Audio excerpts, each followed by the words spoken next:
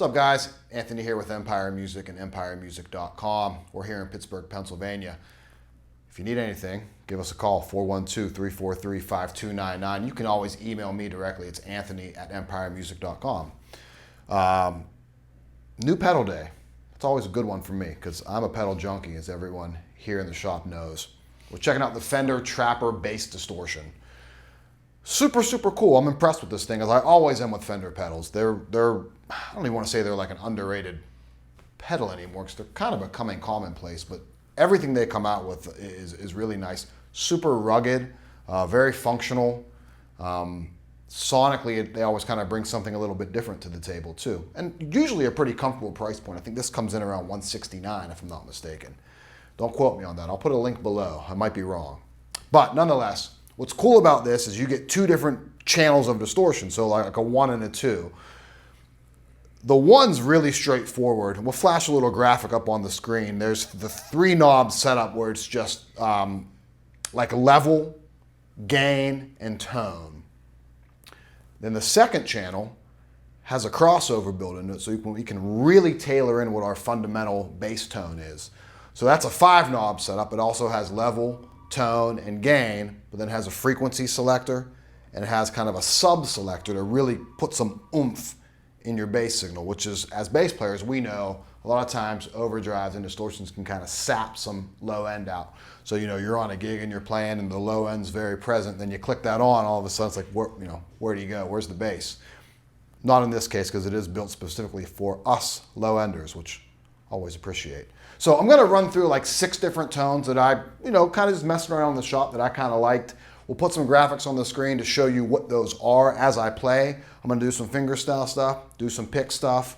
I'm gonna go everything from really, really crunchy distortion to, and this is something that certainly not unique to me, but anytime I get into like an overdrive or a distortion or a fuzz pedal, obviously it's really cool to put a ton of crunch on it and make it really, really brittle and in your face kind of sound. But what do they do in minimal settings? And can I get, sense the distortion, not really like tube warmth, but how can I operate this as sort of a cleanish pedal and make it sort of emulate a different kind of amp? So we're no longer thinking of it in terms of like, can this be a heavy metal pedal?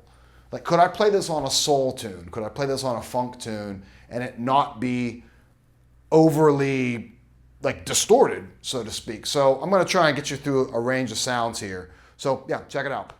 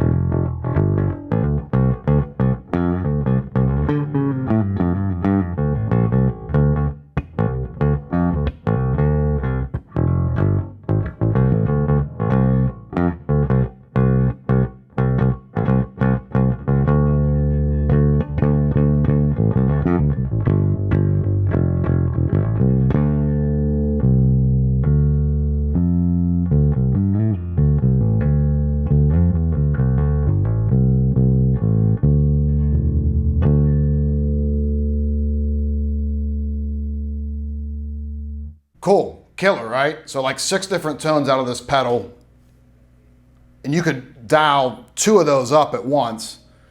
So if you got like kind of a thing for the tune, you have like a solo section, or you really want to get a drastically different tone out of that pedal, so 2 different distortions, whether within a tune or just for different tunes, it's there. Really, really cool. I love the way that on each setting, I was able to pull not necessarily a clean tone, but a tone that wasn't so aggressive and super useful in different genres, rather than just say, like I said earlier, a heavy metal tone.